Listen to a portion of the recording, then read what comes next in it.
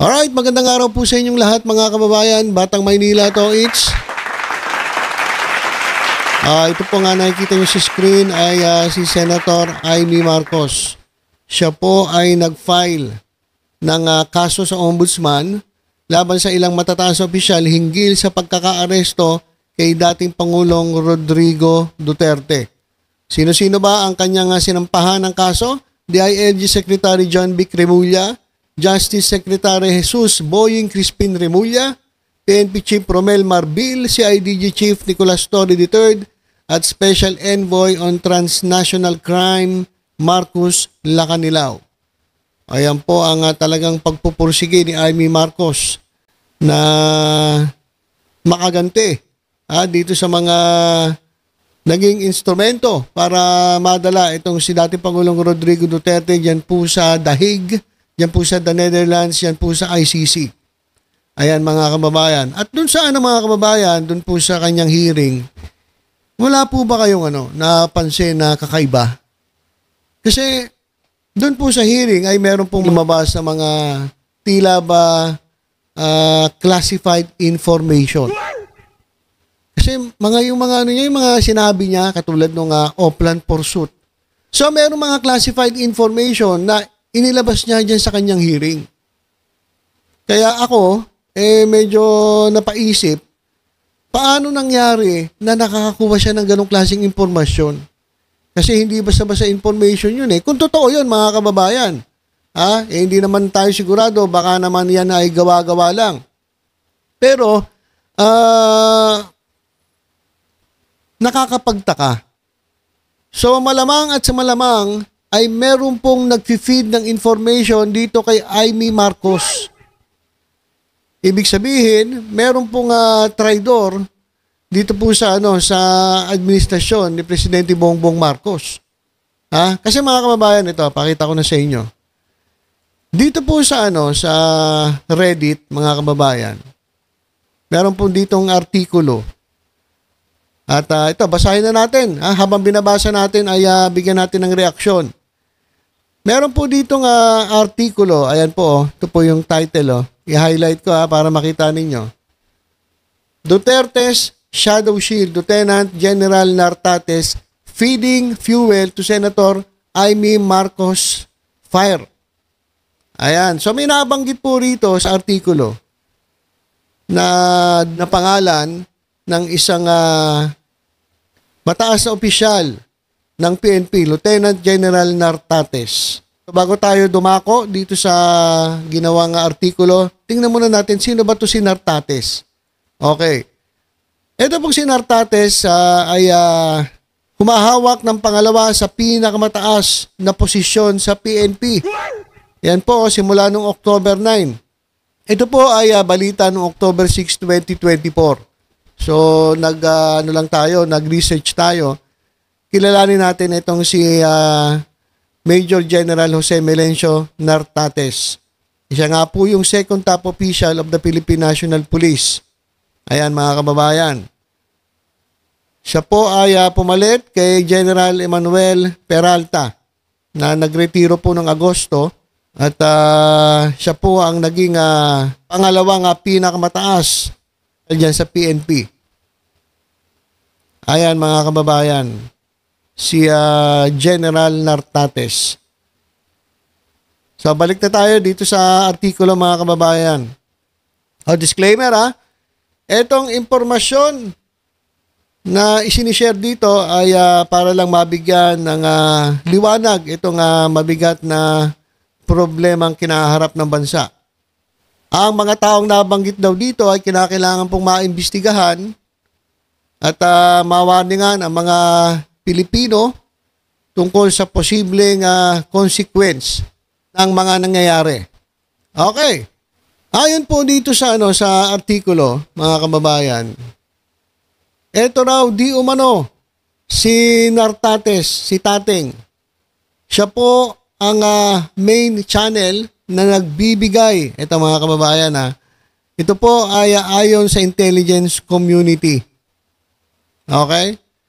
Ayan po, naka-highlight Si Tating daw ang main channel na nagbibigay ng mga napaka-importanting secret information kay Senator Amy Marcos, na ginagamit naman ni Amy Marcos para atakihin yung mga tao na umaresto kay ex-President Rodrigo Duterte. Ayan mga kababayan. Ito pong si Tateng, base po dito sa artikulo, ay very loyal to the Marcos family. Pero mga kababayan, ito palang si Nartates ay BFF. Di umano ni Amy Marcos. Paano sila naging close si Amy Marcos? Dahil ito palang si Nartates ay dati pong police chief dyan po sa Ilocos Norte. So, ibig sabihin mga kababayan, nakuha niya ang trust ni Amy Marcos noong mga panahon na siya po ay naging police chief dyan po sa Ilocos Norte. At hindi lang yun mga kababayan, ayon po dito sa sa artikulo, siya po ay naging rin, insider. Diyan po sa kumbaga dun sa inner circle ni Amy Marcos at ng National Security Department. So naging sila, naging malapit sila sa isa't isa. Wala naman po relasyon na nabuo. Hindi po 'yun ang pinag-usapan natin. Yung relasyon po nila ay yung talagang trusted po siya ni Amy Marcos at pagdating po sa mga police operations, police matters, si Nartates po ang nag-feed dito kay Amy Marcos noong siya po ay nandyan pa po sa Ilocos Norte. Kaya hindi po nakapagtataka, mga kababayan. No surprise lang. Na ito pong si Amy Marcos ay napaka-confident na maglabas sunod-sunod na mga classified documents during dun sa kanyang pag-iimbestiga. Ito pong mga, sabi ko nga po sa inyo, itong mga dokumentong ito, hindi po ito basta-basta mari-research ng kanyang mga normal staff. Hindi po nila mari-research yun. Unless, meron po talagang tao sa loob na magbibigay sa iyo ng impormasyon. Na dito nga po, ang lumalabas ay si Tateng. Itong si Tateng Nartates Jr. Ayan po mga kababayan ang nakasulat po dito sa sa artikulo. At dito po nanggaling ang impormasyon, ito pong secret paper na tinawag na Oplan Pursuit. Ito raw si Tateng di umano ang original source ng papel na Oplan Pursuit na ginamit ni Amy Marcos para palabasin na ang pagkakadakip kay Duterte ay talagang planado. Talagang gustong pabagsakin ang mga Duterte. So yan po ang yung nilalaman ng Oplan Pursuit. At ito pa mga kababayan, meron din nagsabi na ito raw si Tateng mga kababayan. Siya raw ang nag-leak ng video doon sa birthday celebration o birthday party ni Presidente Bongbong Marcos kung saan nagkaroon ng Duran Duran concert. Ang issue na yan, mga kababayan, naging ginamit ang DDS para banatan si Presidente Marcos, etong gobyerno, di ba? Sabi nila, bakit ganun? May pa-Duran Duran concert pa kayo sa Malacanang habang kami naghihirap. Ayun yung mga style ng mga DDS . So, may mga propaganda, mga kababayan, na lumalabas na hindi po basta-basta makukuha ng ordinaryong staff. Ito po ay galing po talaga sa loob. Kumbaga kung wala kang kapit sa loob, hindi mo malalaman lahat ng nangyayari. Pero bakit nga nila nalaman? Dahil nga po, ito raw kay Tateng. Ayan po mga kababayan. Meron pong impormasyon na galing po sa loob na ito pong si De La Rosa ay nagbabalak po magkaroon ng retreat sa Baguio City. Kasi mga kababayan, alam naman natin na si Bato de la Rosa ay malapit kay Major Benji Magalong. So, eto pong lugar dyan sa Baguio ay pinakamaganda pong lugar na kung saan pwede kang magtago.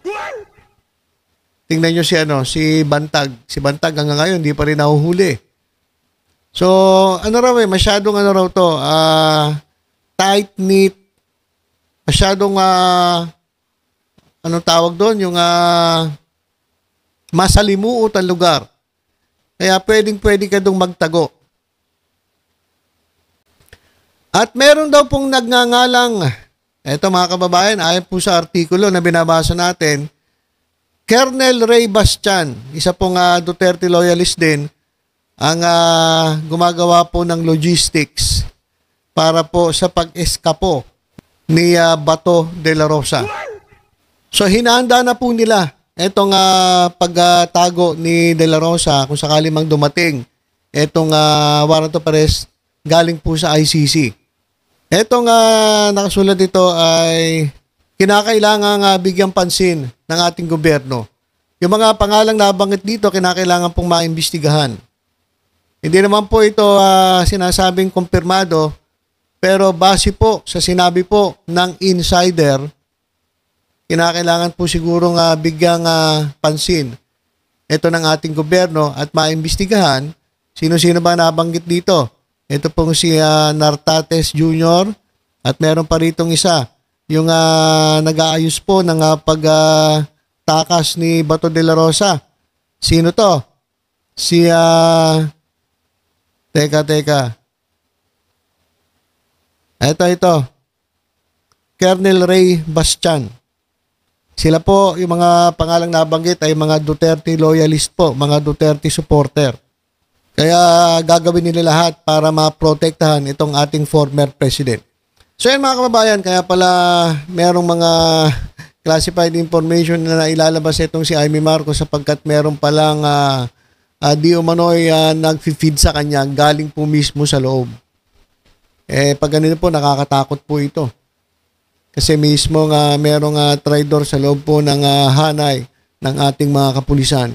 At ito po kasing pagbibigay ng mga classified information, pwede po ito makasira sa gobyerno. At mismo dyan sa kanilang institusyon, dyan po sa Philippine National Police. Okay, so abangan natin mga kababayan kung ano maging kilos ng gobyerno tungkol dito. Mapapatunayan ba na totoo ang mga nakasulat dito? O ito lamang ay fake news? So kinakailangan po talagang maimbestigahan etong mga taong ito. Okay, so yun lang po muna mga kababayan. Tutok-tutok lang po dito sa Batang Maynila. Tuwid sa iba pang updates. Ingat po tayong lahat. God bless po.